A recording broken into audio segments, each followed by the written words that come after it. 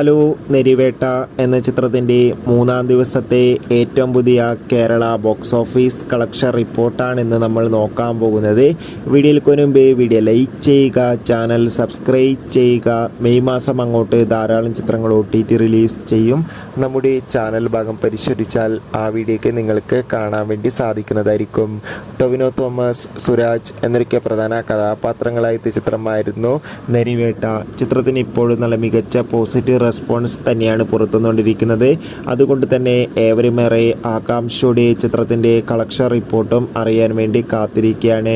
Finally ചിത്രത്തിന് ഇന്ന് മൂന്നാം ദിവസത്തെ ഏറ്റവും പുതിയ കേരള ബോക്സ് ഓഫീസ് കളക്ഷൻ റിപ്പോർട്ടൊക്കെ പുറത്തുവന്നിരിക്കുകയാണ്. ഇന്ന് അത്യാവശ്യം മികച്ചൊരു ബുക്കിംഗ് തന്നെയായിരുന്നു കേരളത്തിൽ നടന്നത്. അതുകൊണ്ട് തന്നെ ഇന്ന് മാത്രം ഏകദേശം 2 കോടിക്കടുത്ത് വരെ കളക്ഷൻ നേടിയെടുക്കാൻ വേണ്ടി സാധിക്കുമെന്നാണ് ട്രാക്കിംഗ് റിപ്പോർട്ടുകൾ സൂചിപ്പിക്കുന്നത്. കാത്തിരിക്കാം നെരിവേട്ട എന്ന ചിത്രത്തിൻ്റെ കൂടുതൽ ബോക്സ് ഓഫീസ് കളക്ഷൻ റിപ്പോർട്ടിനായി. ചിത്രം കണ്ടവരുടെ അഭിപ്രായം കമൻറ്റ് ചെയ്യുക.